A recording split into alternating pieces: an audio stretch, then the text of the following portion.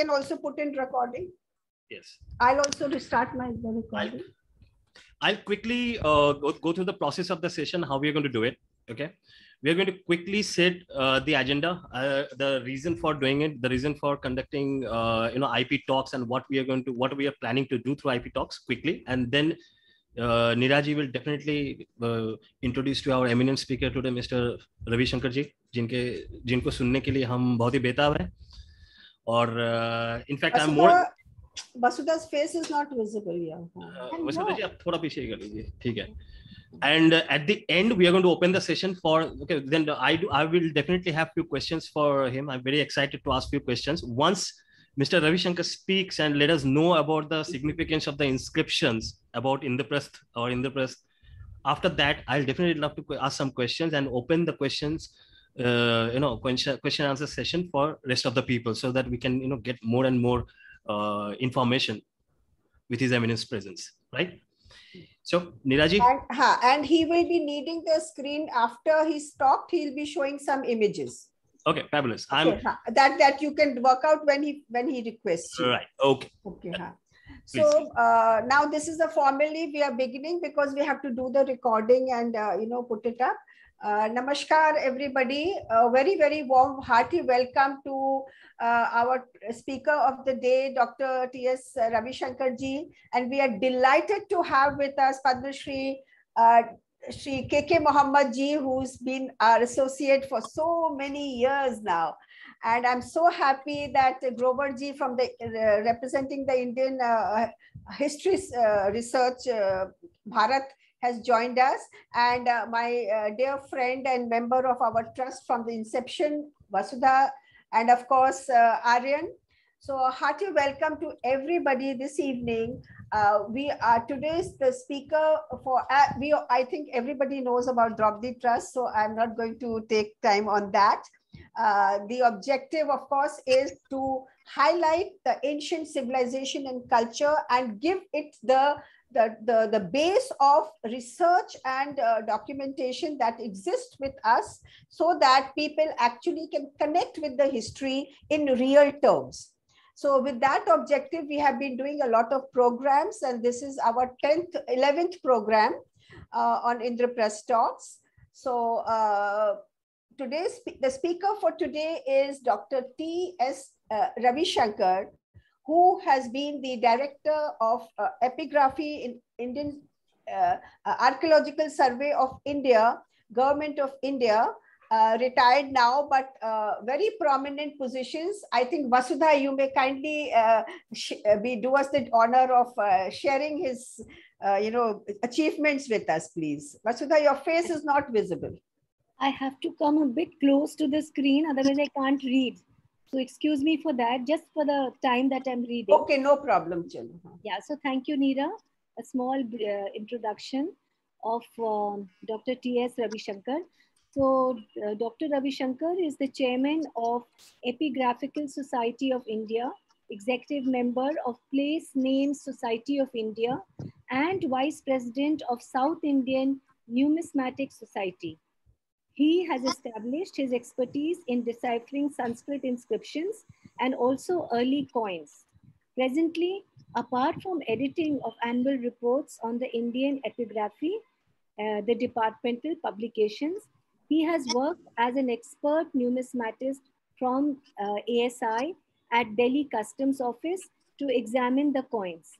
From the last more than 25 years, he has been teaching the students of postgraduate diploma in archaeology at the Institute of Archaeology, ASI, New Delhi. He has coordinated and conducted many workshops on paleography, epigraphy, and numismatics at Delhi and Mysore.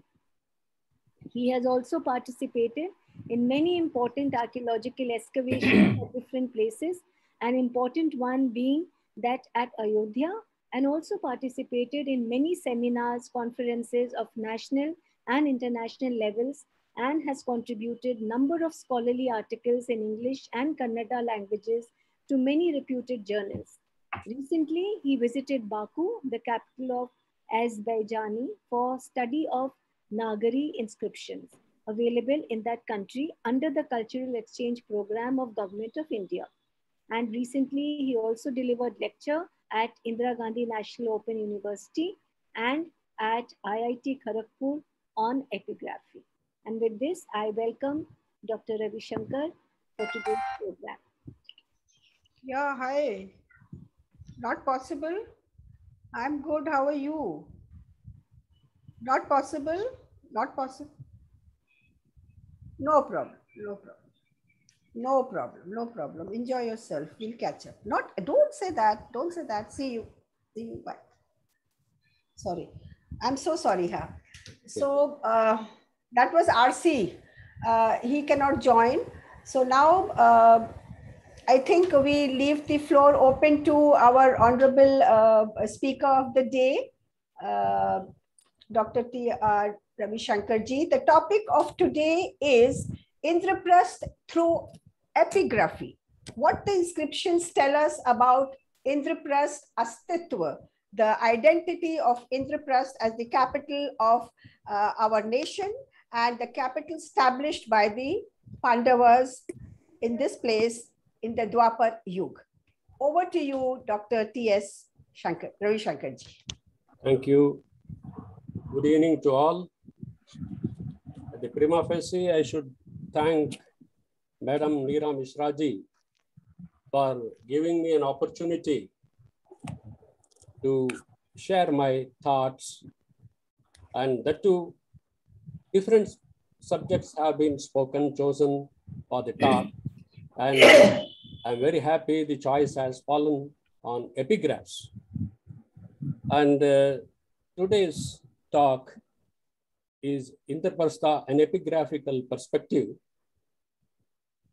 So, as one of the series of the talk in this Indraprastha talk series, I also thank other office bearers of Atmanirbhar Bharat, Crisoles Media, for giving me an opportunity to join with the eminent scholars, and Dr. K.K. Mohammed sir, who is also present today. It's my great honor to have him here on this platform. I need not reiterate here that our country is extremely rich in epigraphical wealth. Intensive and extensive epigraphical survey conducted throughout the length and breadth of the country has yielded hundreds and thousands of inscriptions written in various scripts, in various languages, far-flung in time and space, beginning from 3rd century BC to late medieval period. In fact, the area which is chosen today, Indraprastha, in its surroundings, I am not confining only to Indraprastha as a kila and as a territorial division. I think it has got a wider range of territory. So thus it includes all the Sanskrit inscriptions, most of the Sanskrit inscriptions, and also inscriptions written in local dialect that are found in Delhi, not from other places, those found in Delhi and preserved in some of them in the offices, most of them in the museums. So that is the subject I would like to cover today, all the Sanskrit inscriptions and the inscriptions that are written in local dialect found in one of the major landmarks of Delhi. Of course, excluding the major or the inscriptions which are of great significance, like Ashokan rock edict and pillar inscriptions, and the Mehroli, which is already known, has got sufficient attention. I'm not going to deliberate or discuss again and again about the importance of such very major inscription. So that apart, I've chosen in my talk different inscriptions, of course, to start with those inscriptions from Indraprastha Purana Kila and many other significant landmark area in Delhi, in and around Delhi. And when we take this study, including the Ashokan rocketics and pillar, so Delhi is a place which represents every phase of the growth of the script and languages in every sense of the term. We have inscription. Suppose you take the rocketics and pillar edicts found though from different places set up in Delhi. From 3rd century BC, we have inscriptions, of course, is a beginning. Later, when we move on, we have the Mehroli pillar inscription in late Brahmi characters. And subsequently, there is some gap. We have a very major dynasty which ruled over, that is Gurjara Pratiharas, written in Nagari script. And slightly earlier to that, there are a couple of inscriptions written in Siddhamatrika script. And most of the languages are in Sanskrit and local dialect. And there are few inscriptions which are written in bilingual or biscriptal, that is very, very interesting. For example, keeping students in view, we have the tradition of biscriptal or bilingual is not something new to our country. We have large number of inscriptions. Of course, when you go to the that Mauryan phase, Ashoka got his inscriptions written in Aramaic, Greek, and such other language, even Kharoshti script and Prakrit language. So, though they are not, of course, they then, and we have a large number of coins where we have biscriptal and bilingual coins.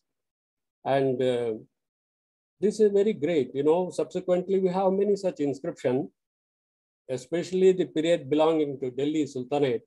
We have a number of inscriptions found in most of the northern Indian states, which are in, to begin with, of course, either the Sanskrit portion will come in the beginning, written in Nagari, followed by Nask and Nastali and Arabic and Persian inscription. So the students have something, this is a new area where they can try to collect, make a connectivity study, because when we study this inscription, we find the Sanskritization, the use of Sanskrit words in Nagari or in local dialect. That's very, very interesting aspect that we are going to see when we read the text of the inscription, like Patasahi, many such Sanskritized terms of rulers we find. So before I come to the subject today, I need to reflect briefly about the waning interest in epigraphical studies. In fact, I did take this opportunity at every forum to say a few words, because there are many young scholars are there. There is a great need to revitalize, rekindle interest in epigraphical studies, at least among the student community. So compared to the magnitude of the country and the hundreds and thousands of inscriptions that are available, hardly there are very few scholars working and young scholars working, committed and dedicated scholars in this area. So there is a great need for us to kindle interest among the student, especially to take up epigraphical study in a larger measure.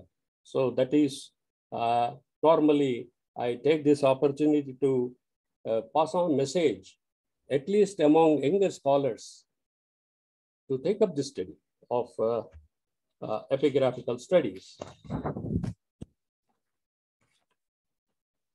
In fact, epigraphy and archaeology and its allied subject, they go hand in hand. Each discipline supplement corroborate each other. And during my visit, especially in the south, when we go around the temple, any monument, especially I would like to take, for example, the temple of Tamil Nadu, for example, Tanjavur. There are inscriptions found throughout the wall, all around the wall, and one can see.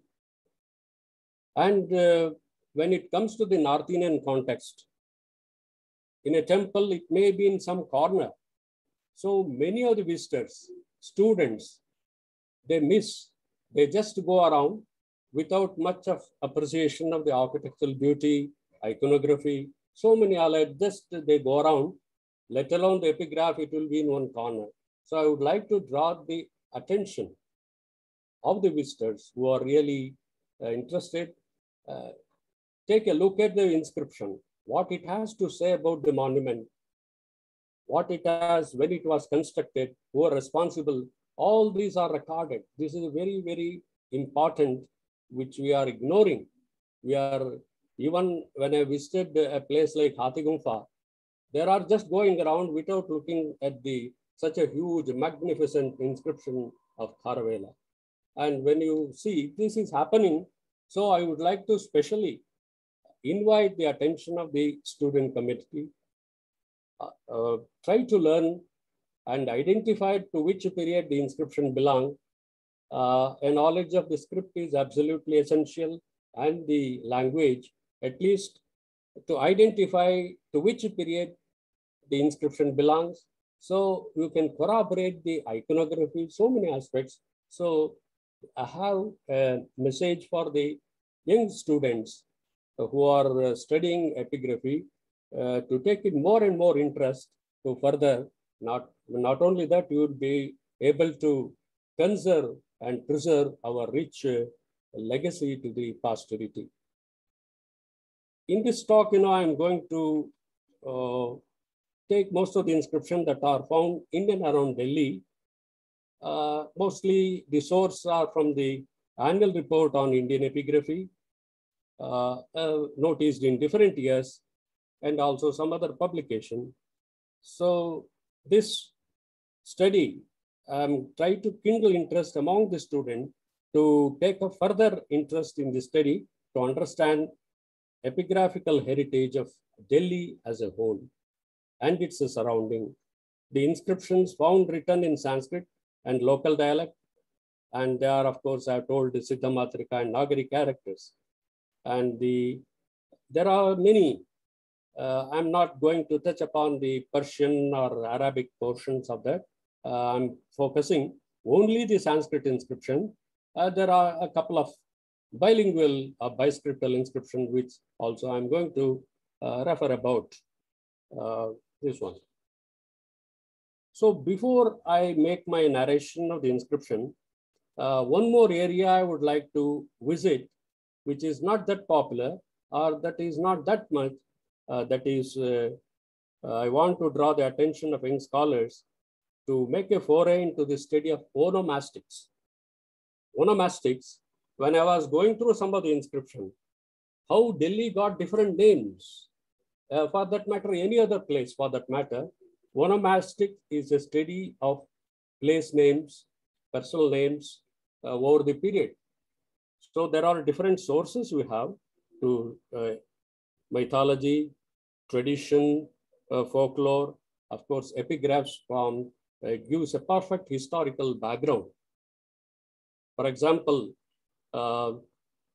Delhi had even Gwalior, earlier known as Gopagiri, even Jhansi.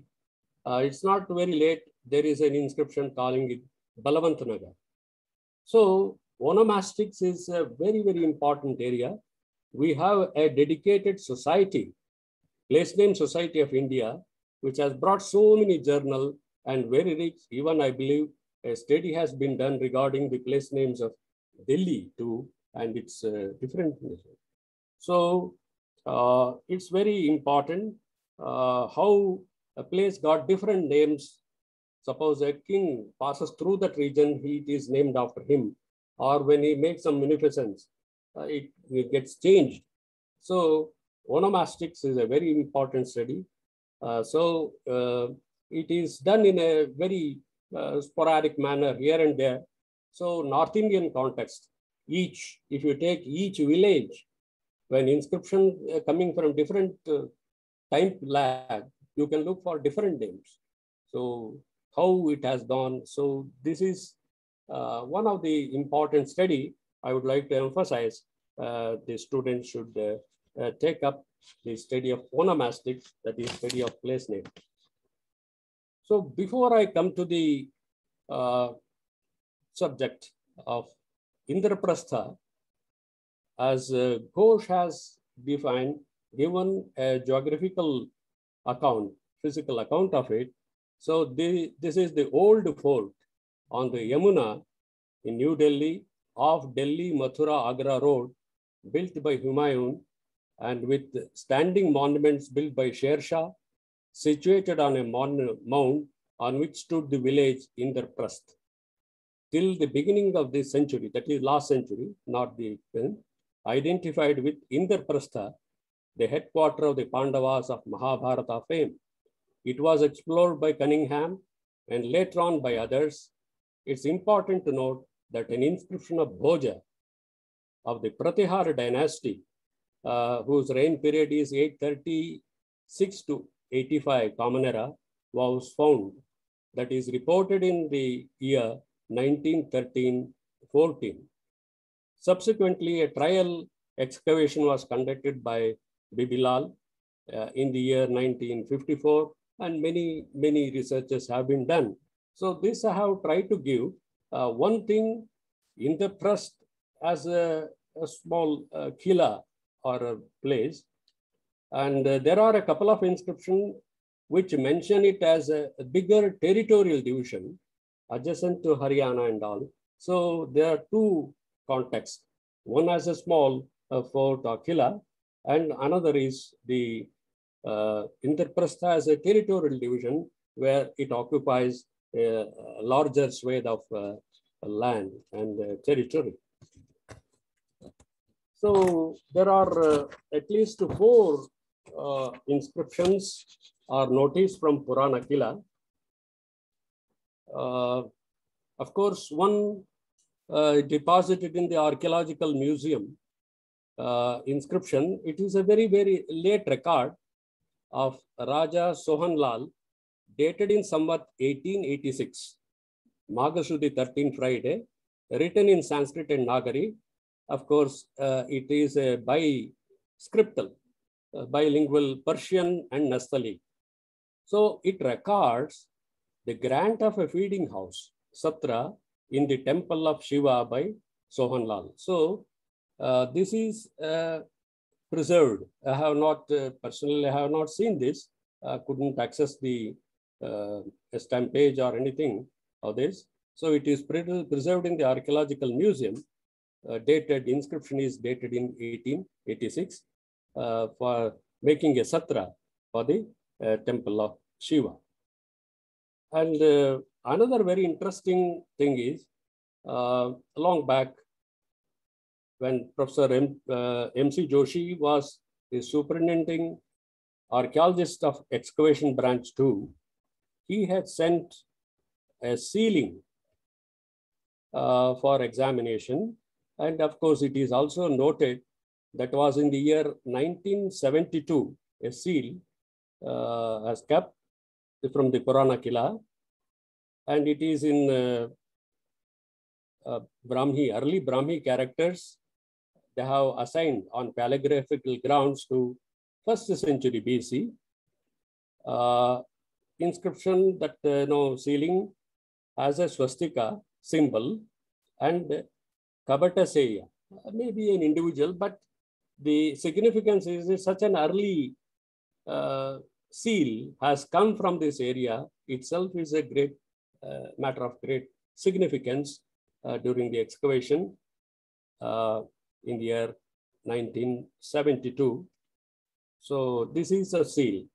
And another 2 are very important one, which has got great significance. Unfortunately, there are good number of inscriptions Some are very intact, some damaged, some worn out, but many of them are in fragmentary condition. It's a very unfortunate scenario that we notice in the northern India. Even when I conducted epigraphical explorations in many of the area, it's very, very rare to find a fully intact inscription in situ. Either such very good inscriptions are moved to some museum, they are protected, and some not seen. So most of them are in ruins, and the inscriptions that come are in fragmentary nature. And this is a very unfortunate scenario. When I visited in Rajasthan, Arthuna region, nearly for a stretch of 2 kilometers, you find ruins. And so along with the monuments which were raised, we have lost very, very valuable Sanskrit inscriptions too. Dr. Ramesh has observed, when we take the whole number of inscriptions found the pan-Indian context, he says all the vernaculars put together, the total number of Sanskrit inscriptions are much more higher than any of the language. Yes, it is true. Earlier, Prakrit was the pan-Indian language. Subsequently, right from earlier, of course, from the Gupta onwards, till the late medieval period, Sanskrit occupied a very, very predominant position as a pan-Indian language, as a royal language, even in the south, along with the regional languages. They patronized Sanskrit. So many hundreds and thousands of copper plates are in Sanskrit, stone inscriptions are in Sanskrit. You go to any part of the country. So it's a very unfortunate scenario when we see from North Indian context, many very, very historically significant inscriptions are of fragmentary nature, where you would have lost the date or sometimes the historical content also. And one such is ruin found in the, of course, preserved in the Fort Museum, a sandstone slab taken out from the 10th step of the semicircular flight of steps immediately inside the west of Talaki Gate of Purana Kila. This fragmentary stone inscription is assigned to Bhoja first, Gurjara Pratihara dynasty, 9th century. It is written in Nagari characters and Sanskrit language. So it records the construction, some construction, most probably that portion last may be temple, because subsequent portion of the text, when you look into it, it definitely says it must be a temple, because it records for gift, for offering lepana, deepa, gandha, pushpa. So these are all for the services of the god, for the anointment, the sandal, the flowers, the light, and everything. So it is given. So naturally, it must be a temple, and it's unfortunately is of fragmentary nature. Of course, assigned to the Bhoja, Gurjara, Pratihara. So this, since this inscription has been recovered from the precincts of Purana Kila, it's a strong indication for the existence of a temple, probably belonging to the period of Gurjara, Pratihara period. It is noticed in the pre-collection, also noticed in the annual report of Rajputana Museum, Ajmer, the year 1923-24.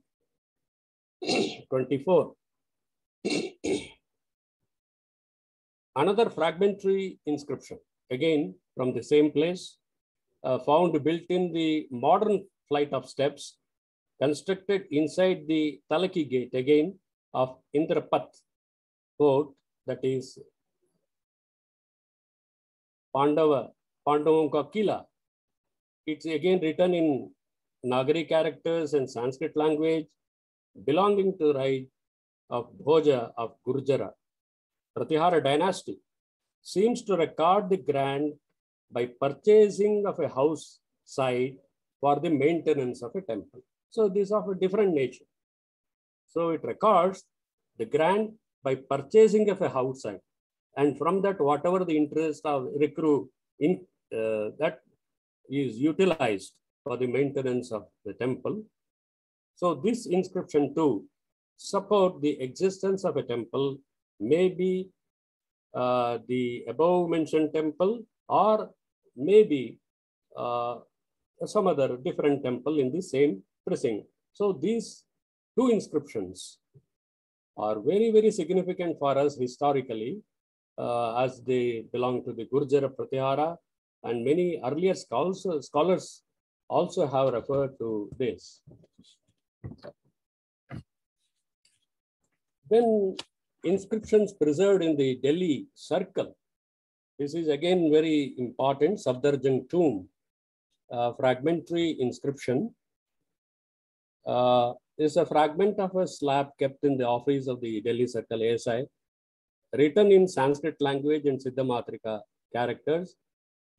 It refers to the installation of a deity, of course, deity in name last, by Maharajadiraja Shri Madhava.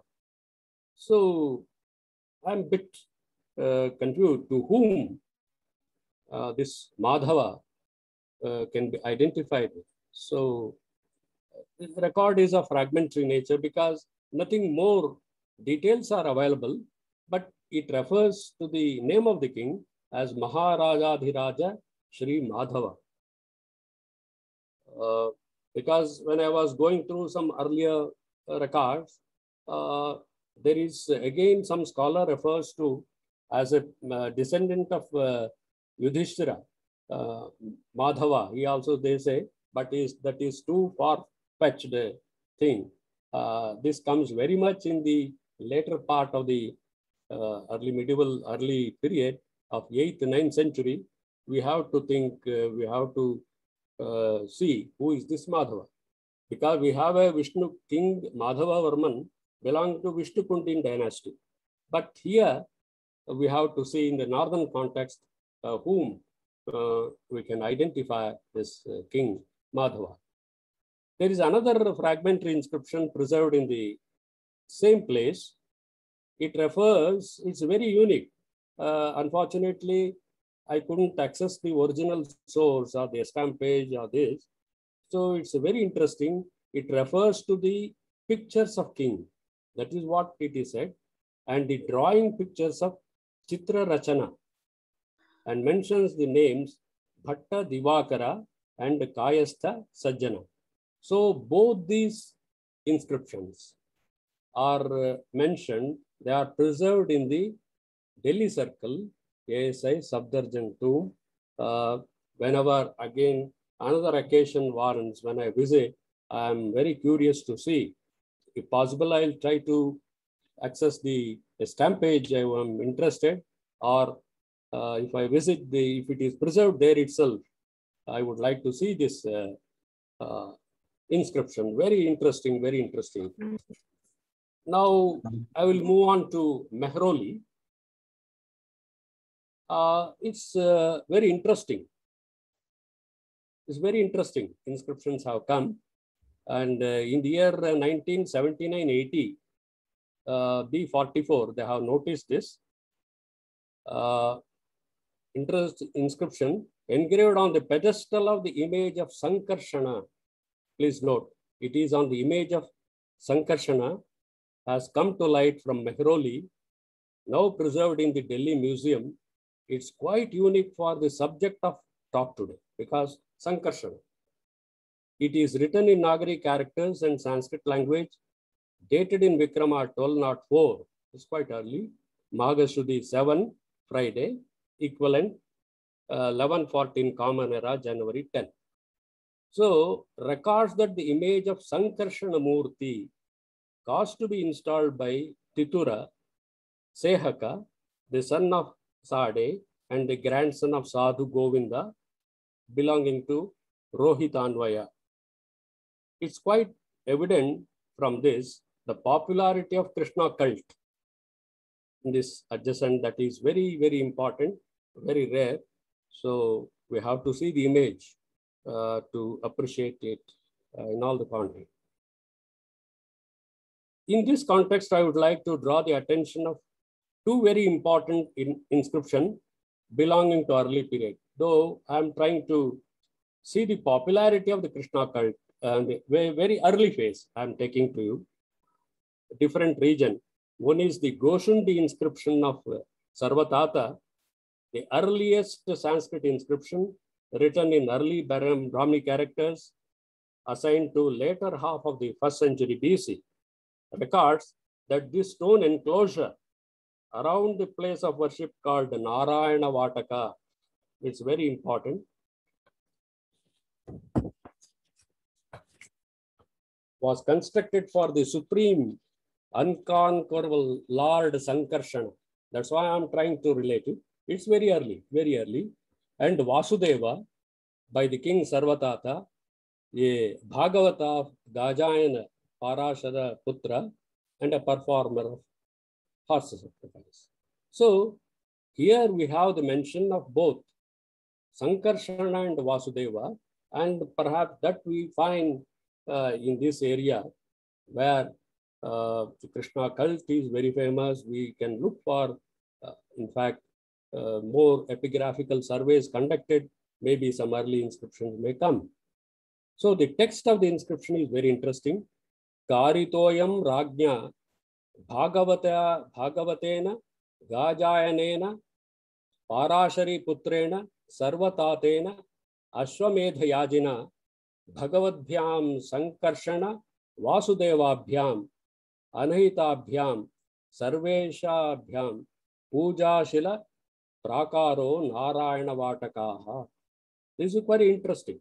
It's interesting from every aspect, right from the worship. What was the enclosure?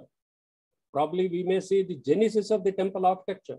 How it was there, we don't know, but Narayana Vataka, that is Shila.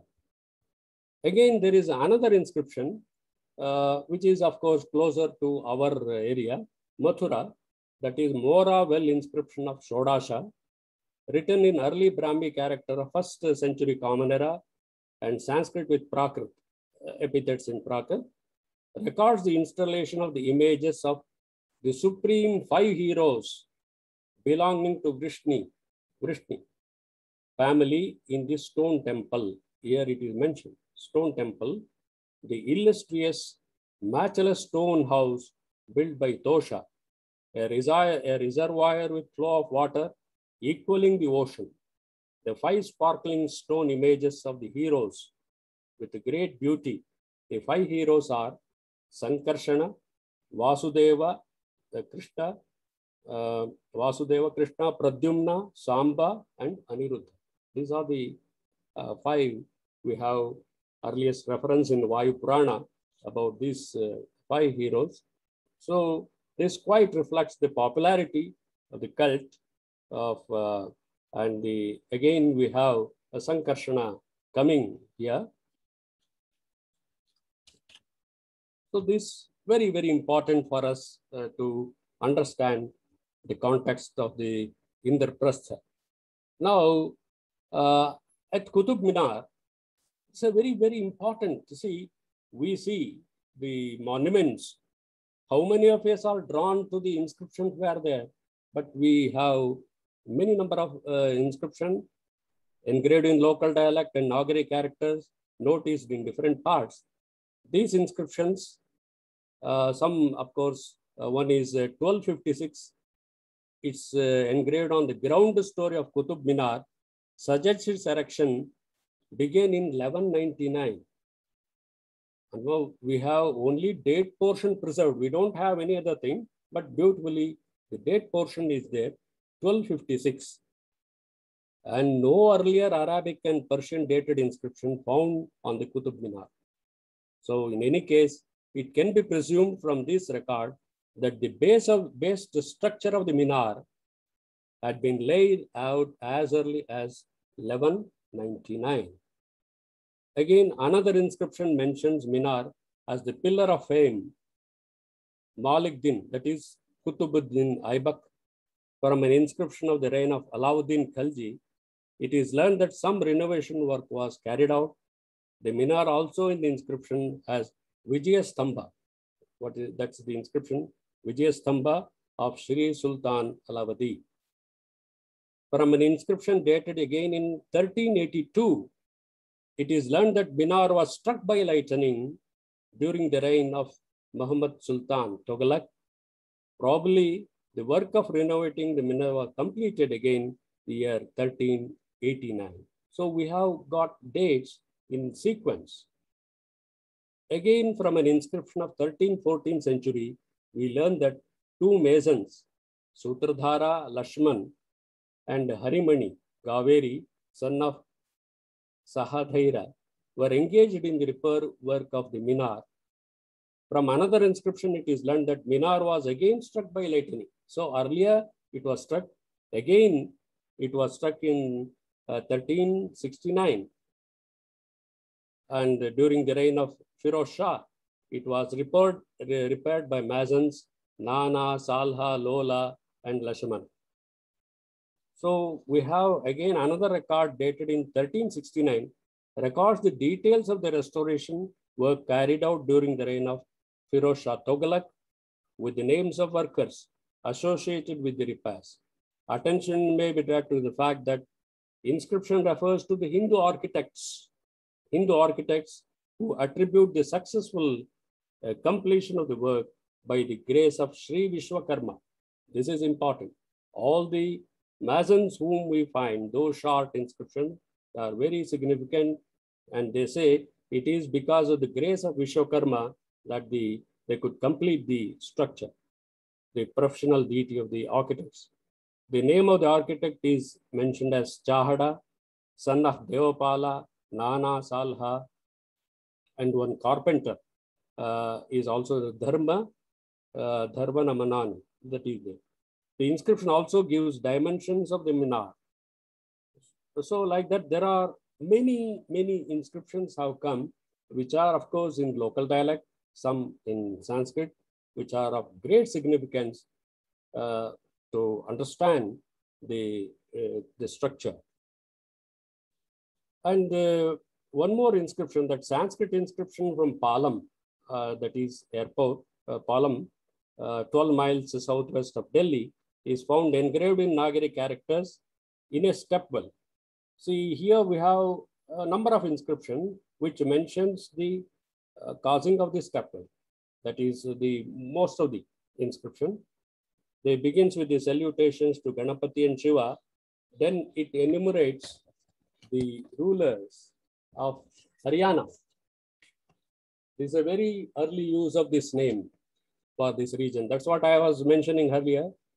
The onomastics, the study of onomastic, when you take up, you can take up the state or some place name or some personal name, which are of great significance. So in this record, the Haryana is perhaps the earliest usage we find. So practically contemporary with the present inscription, beginning with the Thomas and the Chauhans. The names of sultans follow, such as Sahavadina. See, I already told, when you see the Sanskrit text, most of the names are in a way Sanskritized. Sahavadina, that is Sahabuddin, and Bhupala, Kutubuddin Aibak, Kuduvadina, Bhupala. See, we find the use of Kuduvadina Bhupala, who is Kutubuddin Aibak. Samsuddin Iltutmish, Firoz Shahi, Jalaluddin, many such names are recorded. Then the inscription makes very territorial claims for the empire of Ghiyasuddin Balban. Then the inscription eulogizes Delhi. This is also come, the occurrence of the Haryana and also Delhi, and gives the genealogy of Takkara Uddara. The object of the inscription is to record excavation of a stepped well to the east of Palamba. See, this is also very interesting. Palam, what now Palam we have, earlier known as Palamba. That is the early reference, perhaps maybe the earliest reference, the Palamba, and continued over the years, and now also we have the same name retained. And west of Kusumbhara Pura by Takura Udara, householder of Delhi, that is again mentioned, of which this inscription identifies Yogini Pura, the name usually found in the Jaina text.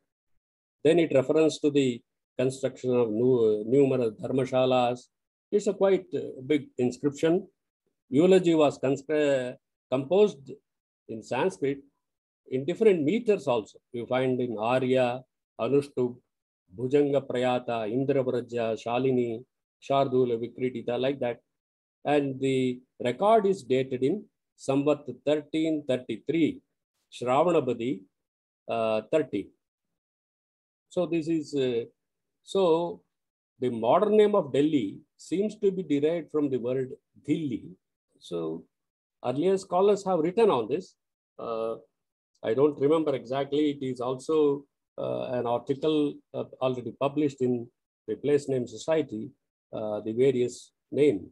The first reference, it occurs in visual inscription of Someshwara, 1226, in the form of Dhillika. That is the earliest form, Dhillika. And then here it is Dilli, different. Yogini Pura was the capital, Madanapala, a ruler of Tomar dynasty. And the Geneva account shows that Yogini Pura was a place of Jaina pilgrimage, there being numerous references to pilgrimage of many Jaina acharyas of Kartaragacha at this place.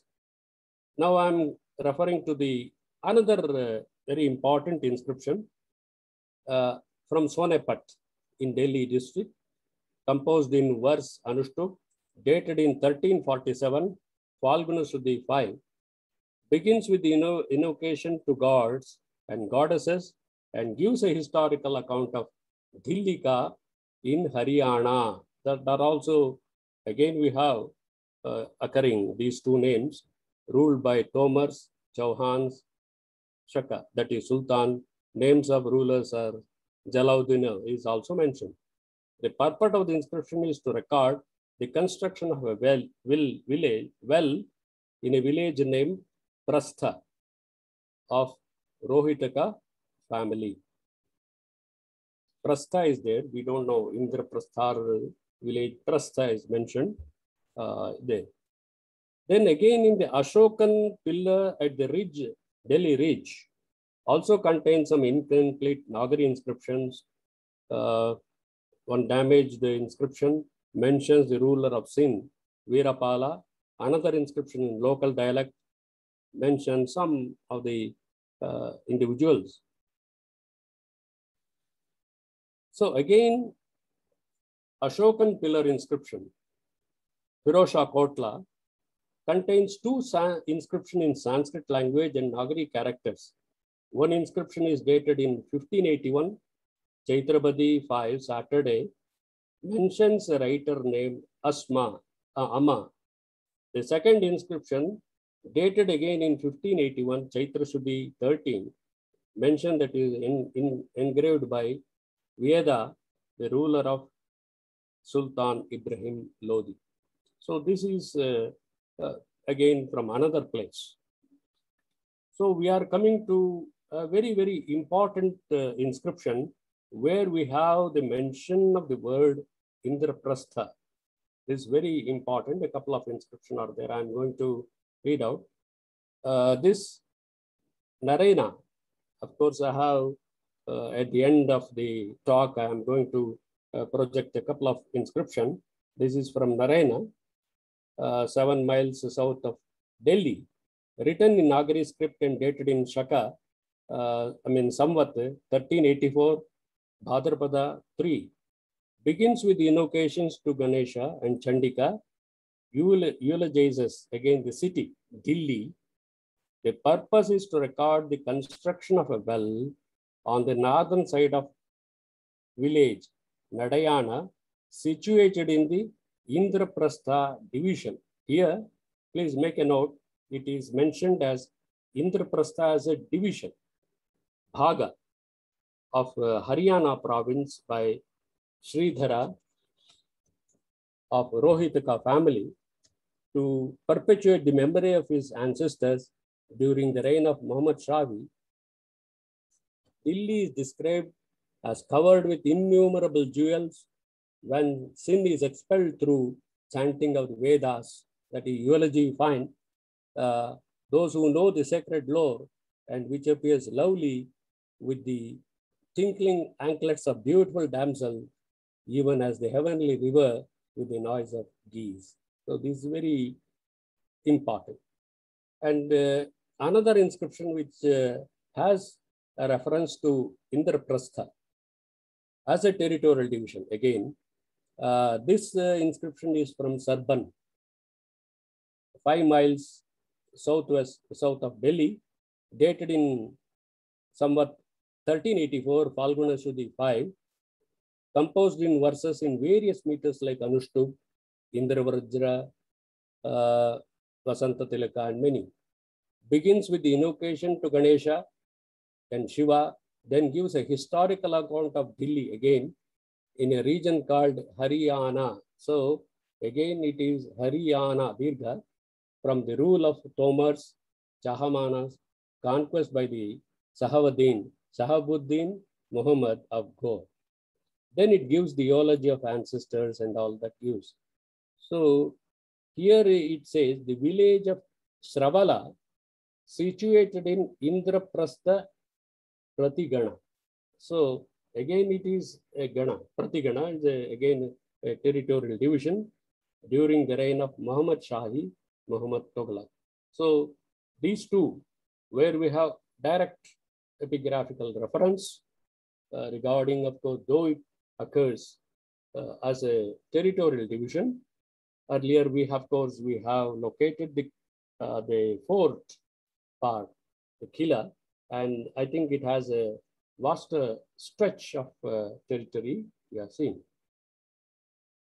And another is a Persian Sanskrit bilingual inscription from Mobar Kotla region, somewhat 1573.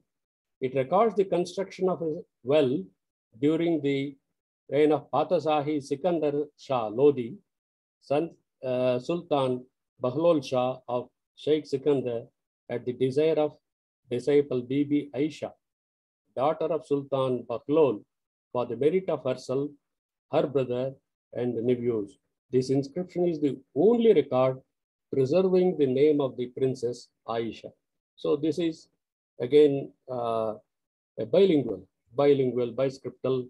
You know, as you have seen, the Persian portion is written in embossed characters. So there are many such inscriptions. They can form a separate category for study from different periods, and the terminologies that occur, the names that are Sanskritized, it forms a very good subject for research in the epigraphical studies.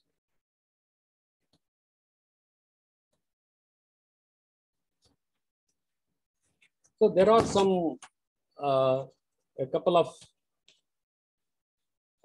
Jaina image inscription. That is one, of course, the earliest. There may be many. What is noticed from the report I have taken, Raja Bazaar. It is from Raja Bazaar, New Delhi, Jaina Mandir. Inscription on the pedestal of a Jaina image, written in Nagari characters and Sanskrit. Of course, it is dated in somewhat 16, that is dated in 1061. It is perhaps the earliest, of course, there may be still earlier records, but this early record records the installation of the image, installation probably by Bharata, son of Gatila.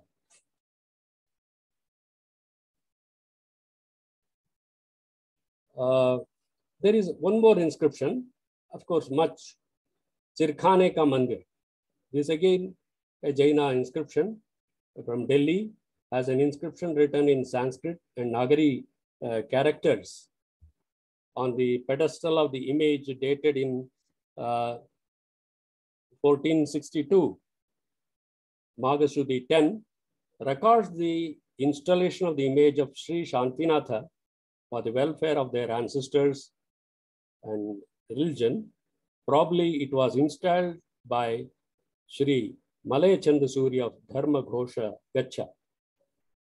So I have tried to give a very, very comprehensive. In fact, this itself is a new area for me. I have tried to access some of the reports and make a beginning. Still, I say study is not a very exhaustive one. We may have to look for many more inscriptions, but I have made a beginning where we can look for very interesting Sanskrit inscriptions, as well as inscriptions that are in local dialect that enriches our study, especially the heritage, epigraphical heritage of Delhi, and of course, more and more excavations, if they do conduct, I think many more inscriptions may come to light from the Purana Kila area. And I need to again access, there may be many more sealings and inscriptions preserved in the central antiquity section of the ASI, may be having some bearing on this one. So please stay connected. I would like to a few photographs I would like to show.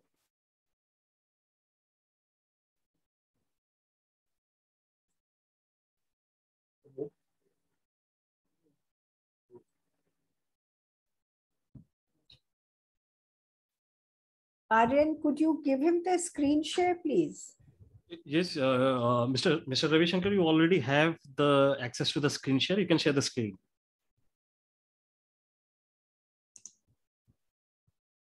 Yes, we have a screen, right.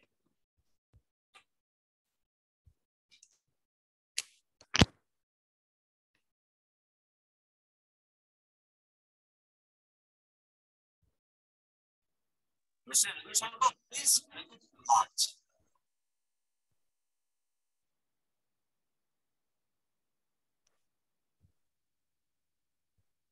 Yes. Thank you.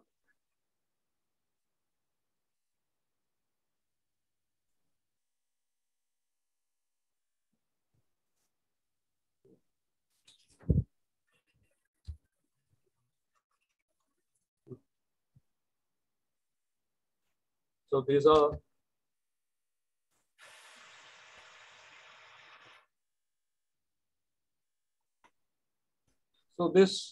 in the course of talk, I mentioned Narayana stone inscription. As I told, very, very few inscriptions. Of course, very good inscription. Many of the inscriptions are either in fragmentary nature or damaged. Even this is a very important inscription I did mention in my talk, Narayana stone inscription, written in Sanskrit, of course, in Nagari characters, is very important. And the stone inscription at Delhi Museum, again, this is a very important record, no doubt, but you may see the central portion of the inscription is worn out, and by appearance report, even the engraving is not that shallow, so it is disturbed. Anyway, the central portion is worn out, and some other engraving stylus marks are also seen. And this is the beautiful Sarban stone inscription, which I mentioned a little earlier. It's very beautiful to see the Swasti Shri like that. I'm not going into the reading of the text. Just I want to give, because I had many constraints in accessing many of the photos and stamped material. But anyway, I have to thank here Dr. Krishnamurthy from Mysore office for giving me a lot of inputs, material for today's talk. And of course, Madam also she gave wonderful material I could go through and incorporate in my talk today. And so I thank both these scholars for their help in my talk. And this Palam, Bali is a step well. It's again a beautiful inscription. I have tried to select those which are full, not fragmentary. I told no in the where we wanted a full, that is especially, I felt very sad when we are looking for a good intact inscription from Indraprastha, that is that Purana Kila area. Unfortunately, both the inscription which are assigned to King Bhoja, they are of fragmentary nature. Of course, because of we couldn't get much of historical material in that, but to amply show the existence of a temple in the precincts, both the inscription they substantiated. So that is one thing. So this how. So with this, I conclude my talk, and thank you. Thank you so very much, Dr. Krishnan. Ravi Krishnan ji, hello. Thank you so very much for this wonderful journey you took us through from inscriptions that actually mention Indraprastha and those that also mention other periods of history of Delhi. And I just want to share something interesting with you. I have been working on this online projects for the last 2 years, obviously, because we are not able to do our ground projects. So we had a talk by a person who has written a book on inscriptions. Okay. And other scholars who have actually been doing work independently. Almost 3,000 inscriptions have been put aside by the colonial people, saying that these are fake. Now, how can an inscription written so many centuries ago be fake? The problem with this is that there is a complete epoch that was being wiped out of our recorded history when the colonials came, and obviously even after partition. Absolutely true. And when you put that epoch there, because most of those inscriptions are talking about Kala Yuga, they're talking, and they are ranging not only within this little area. They're talking, we have them in Bangladesh, we have them from Assam, we have them from Gujarat, we have them from Bengal, we have them across the nation. So the most important work that the Archaeological Survey of India that needs to do now is to bring back those 3,000 inscriptions and reconstruct the timeline of our historical records. Then only we will know the real antiquity and the wealth of knowledge that is there inscribed in these inscriptions. So, because absolutely because we feel so handicapped that they don't understand the chronology or the time frame of our historical period. The antiquity of our country is so deep. For them, it was difficult. But unfortunately, even after the independence, we were, K.K. Mohabbat ji will also be able to, share my agony, because he has done temple revival in Bateshwar in Madhya Pradesh. Yes. That there are so many things they know, but they cannot bring it forward because there are pressures on them.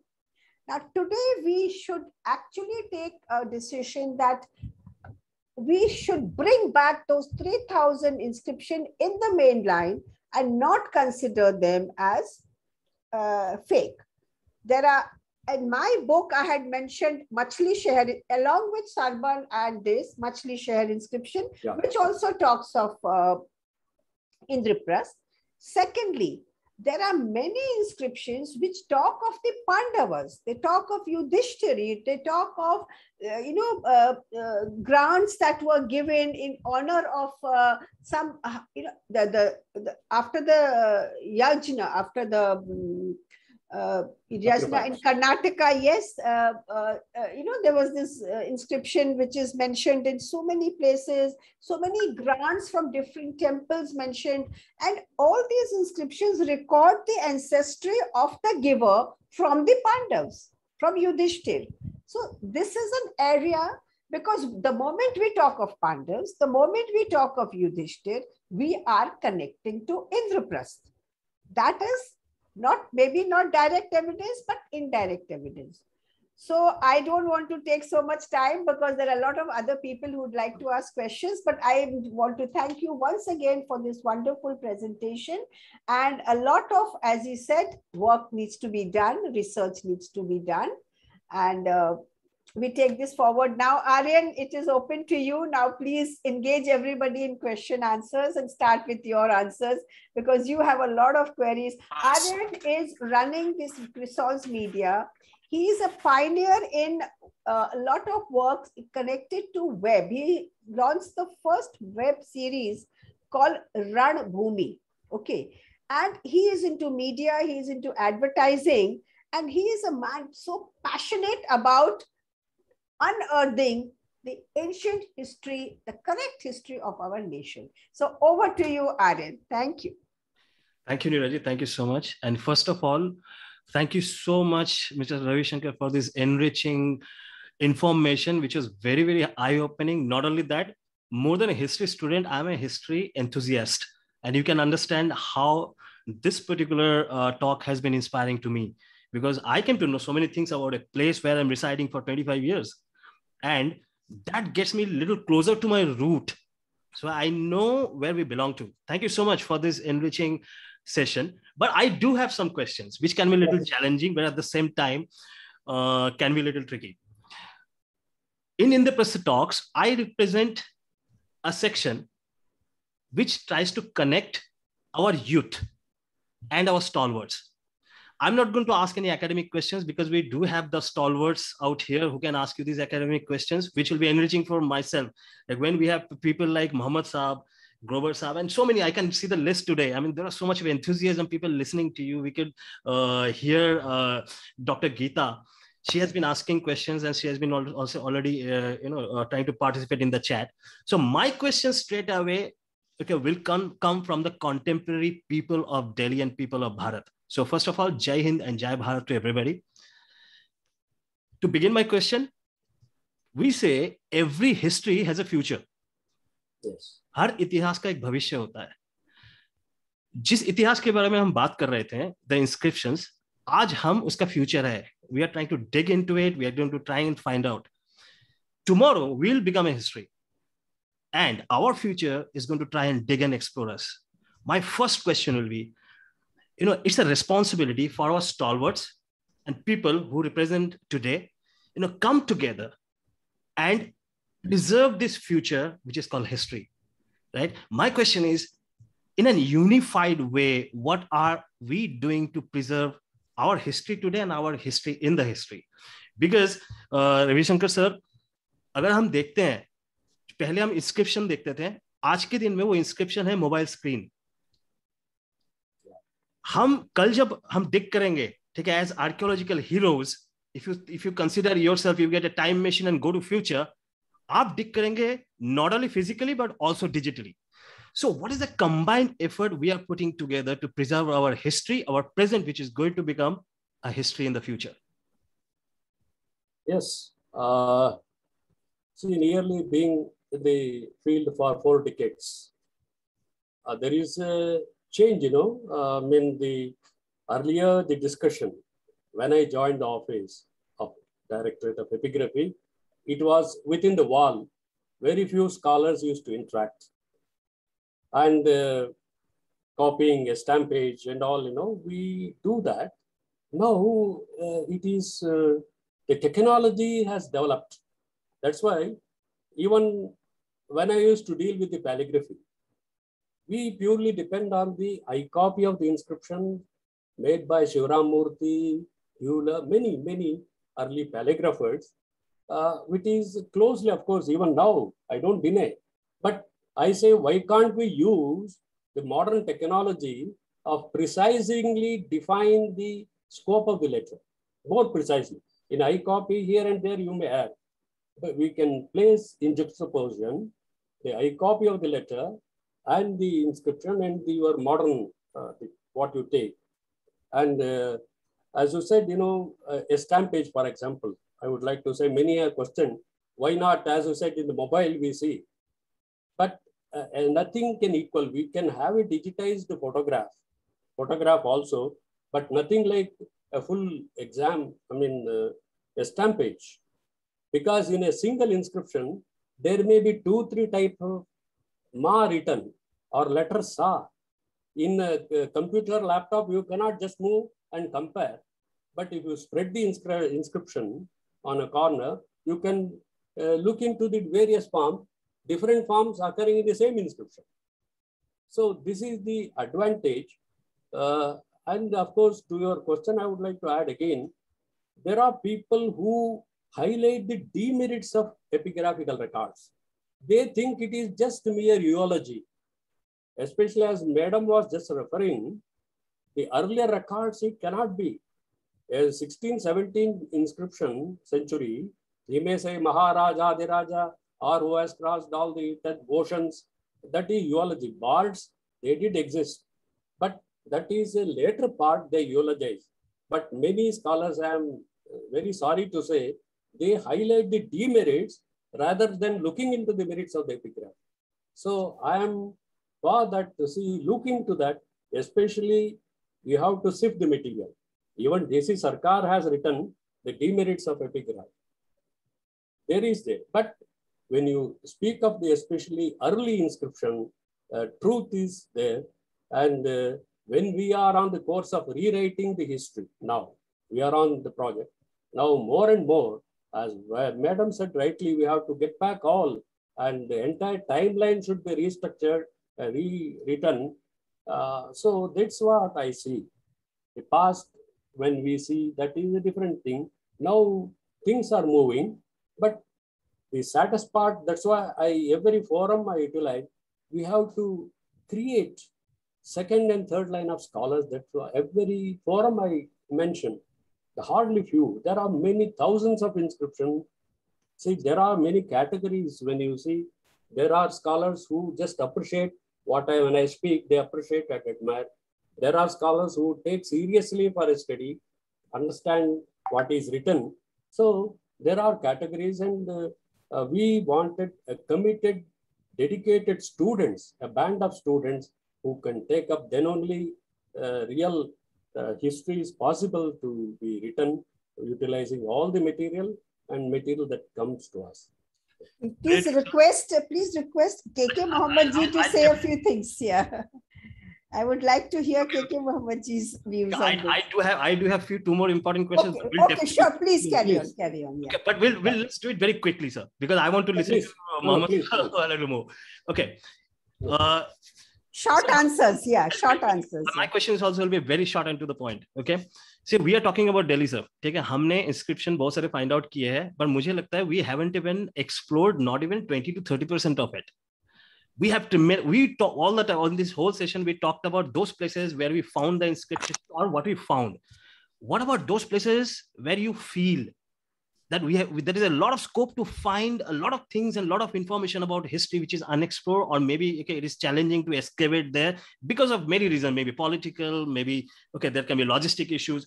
But my question is, can you point out few places in Delhi जहाँ पे आपको लगता है कि नहीं, यहाँ पे हमारे जो खजाने हैं ना, यहाँ पे छुपे हुए हैं जिसको हम निकाल सकते हैं? Yes, so this I would like to leave to Dr. Yes, KK Mohammed sir. KK Mohammed ji was the Delhi an epigraphist. Of course, I did. As far as Delhi is concerned, I visited only museums. I don't have that much of knowledge where. KK Mohammed ji has been the director of Delhi. He can tell us so much. Person like KK Mohammed sir will reply your. Because he has been here a director for Delhi Circle. So please. Can you hear me, sir? Yes. Yes. Yeah. So, first Thank of you, all, sir. Thank you. we heartily congratulate Dr. Ravishankar ji for this excellent lecture. It was very well informative, very well informative. I had All your listened blessings. to many people, but nothing like this. Nothing like this. Even I did not know about the inscriptions of the Lucky Gate.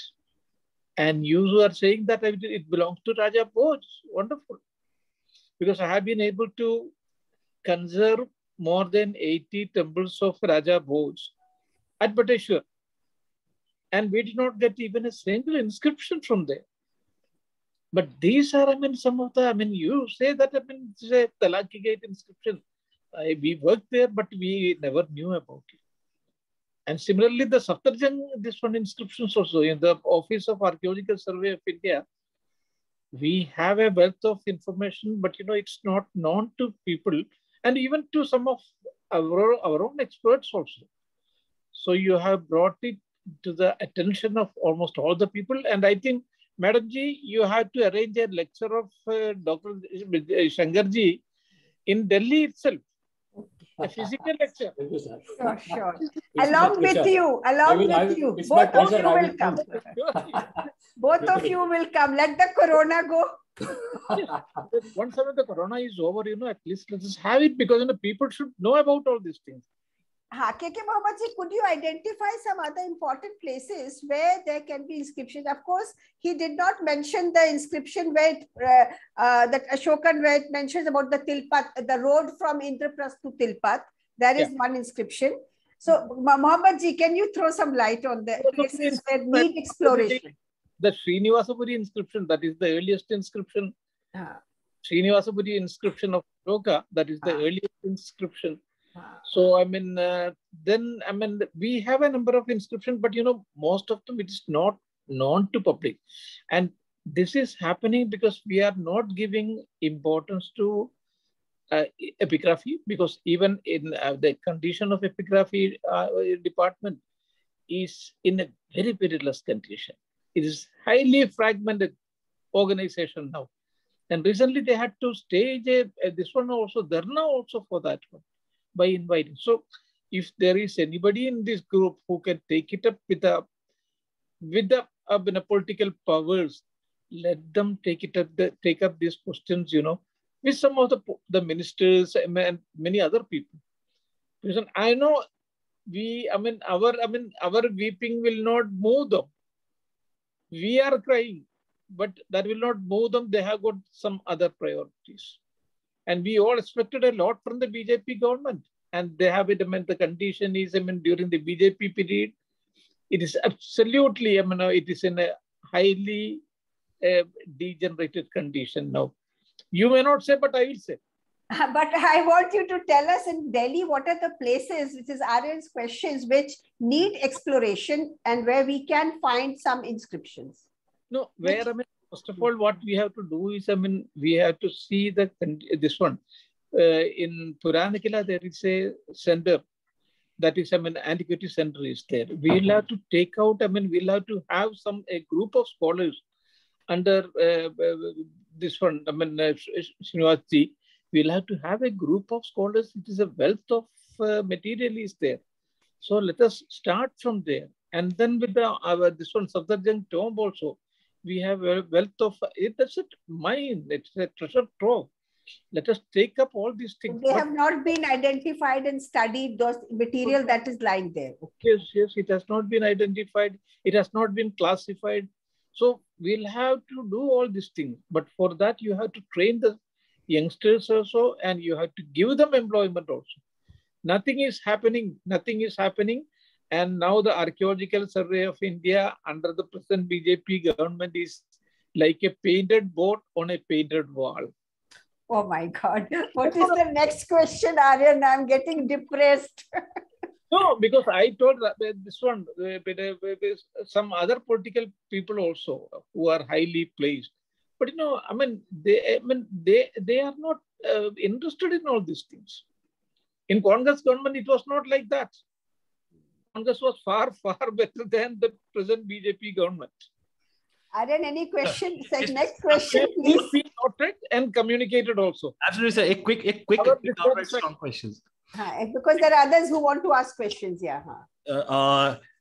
Sir हमारे पास आज के दिन में हमारे पास बहुत advance technology available है. For example even if you have challenges, see मुझे लगता है history is for people.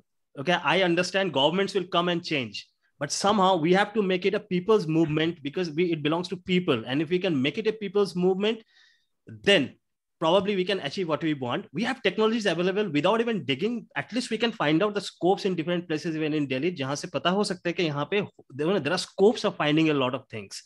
Okay, maybe underground, I really don't know about the technologies. ठीक है, आप लोग use करते हैं, but there are few technologies which I am or I don't know. But the thing is, we as a stalwarts, as the pioneer, as the representative of history of India, ठीक है, मुझे लगता है कि आप लोगों को वो स्टेप आगे लेना पड़ेगा. हम जैसे लोगों का काम है आपके काम को आगे फॉरवर्ड लेके लोगों को साथ में लेके आ सकें. That's exactly what we are trying to do through IP Talks, getting history to the life, connecting history to the life of common people and common youth especially. मेरा एक छोटा सा क्वेश्चन है, उसके बाद I'm going to open this session up for everybody else. Because we are talking about Indraprastha. We all, it's a common thing. There are a lot of people who knows very less about Indraprastha, even in Delhi. Okay, but when you talk about Panch Gaon, that really connects to Indraprastha very strongly. What I want to know is this Panch Gaon, which is, Bagpat, Tilpat, Sonipat, Panipat, and Indraprastha, right? Which is the oldest inscription or reference which we have available, which connects them together and which actually takes us or gives us a point towards actual era of Mahabharata when Indraprastha was established? To me, right now, there is no epigraphical material so far. It has not come to light. So what about the eye-hole inscription? That is very clearly talking about the Kurukshetra war, and it is giving a date also. That is there. So that is connecting the Kurukshetra war. So if it is connecting Kurukshetra war, it is automatically indirectly talking about it. The eye-hole inscription is the oldest inscription. Yes. And there are many more that I have come across, which I'm actually putting in my book now, which are spread across Southeast Asia and now, like I said, Bangladesh, Assam, Gujarat, etc. A lot of work has been done. Yeah. So I completely agree with Mohammad Saab that we actually require to get together physically and have a nice debate. Yeah, that we will be doing. That let the corona, corona ruk jaye. Please open it to others. A lot of people are waiting to ask questions. Before I ask the question, I would like to say we have to create archaeological heroes. We have the heroes right here in front of us on the screen. But we need to inspire our youth to pick up this subject and pursue this subject and get it into an advanced. Grover ji, aap kuch puchna chahenge, please. Okay, now I open this question. I open this session for everybody. Start with Grover ji because he's a very close fan of our Indraprastha talks, and he's going to. Thank you so much. Yeah. Please, sir.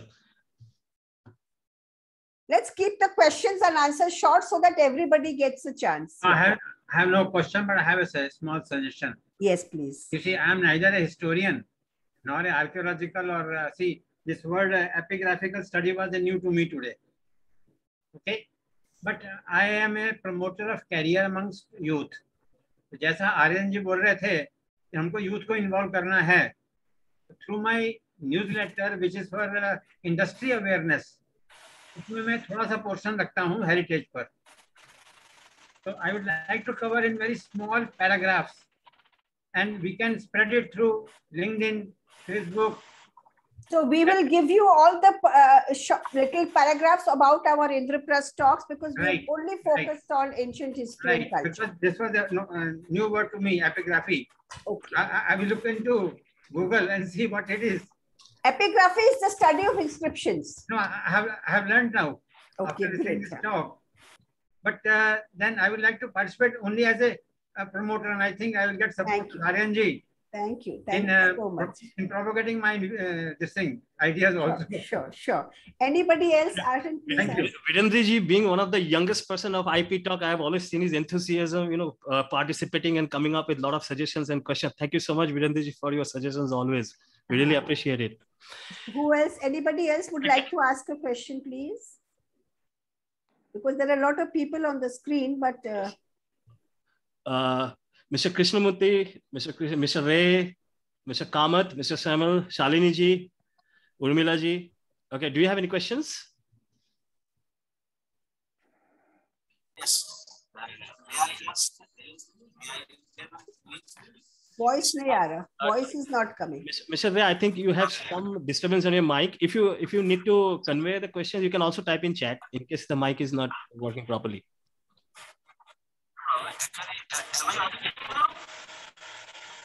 Can't hear. No, we can't hear you.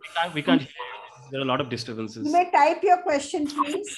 Anybody else would like to speak? Okay. Sure. Thank you, Mr. Ray. Yes, do you have any more questions? Anybody else has any other questions? It was very interesting. The topic for today was epigraphic perspective on Indraprastha. Fantastic. In fact, there is a suggestion from Dr. Geeta on the chat, which I'll read out.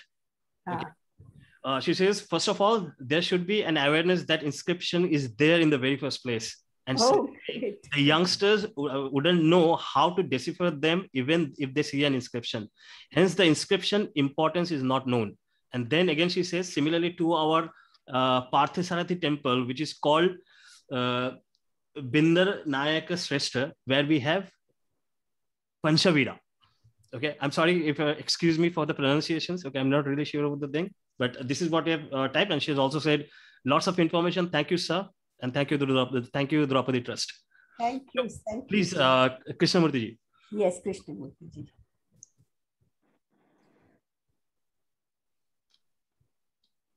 Can't hear. Hello, am I audible? Yes, now we are audible. Yes. Yeah, the talk by our Ravishankar sir is very informative, and I would like to congratulate him first. And actually, my question is not related to the topic, but madam, I want to ask you one question. That you mentioned some 3,000 inscriptions and some book you have written about it. Can I know some more details of it? Yeah, the book has not been written by me. I have taken some of the inscriptions in my forthcoming book on Mahabharata, which is already in print. But there are 3,000 inscriptions identified by two scholars. One is Dr. M.L. Raja, who is basically an eye specialist, but he has a keen interest. So he's written a complete book on inscriptions. And I will text you the name of the book. And the other is Mr. Dr. Vedveer Arya. He is actually, again, an independent scholar, a Sanskrit master's from Delhi University, but he works in the ministry as a joint secretary in the Ministry of Defense. And so both these people, their books are with me and they have identified those 3,000 inscriptions. I will share that information with you on email. Okay, yes, that Vedveer Arya's book I have gone through. And Dr. M.L. Raja's book is also there on the net. It's only on inscriptions. Okay. Okay, madam. Thank you. Anybody else? Dr. Krishnan had mentioned about an inscription in Sonipat. He says Prastha. So that Prastha was actually Sonprastha, that is Sonipat. Because the places were known as Sonprast, Vakprast, Panprast, Indraprastha. The five villages. Yes. Anybody else? Any questions? Shalini ji? Pankaj ji? Okay, so now you can ask. I think we are almost through now. If you have any questions, Aryan, because it's very important that you satisfy your thirst for this. Sir, in fact, most of my questions are definitely answered in the discussion. We had a very short, rapid fire session we had to do that. Otherwise, I would have tried to grill them because I would lose an opportunity to, the way you dig history, I try to dig people who are stalwarts and try to get the best knowledge out of them because you are our time machine. You are our time machine who takes us to that era and give us the facts and realities which comes forward. My only concern is to create the similar time machines. I think we should also work on some inscriptions, which I'll call inscription. Rather, it should be a literature to present our archaeological heroes, which is very important because if we, as we are talking about, we have to create a next generation of archaeologists, historians who can take this mantle forward. right? And I really think this is going to be a very strong responsibility for you. Along with finding history, you have to build our future.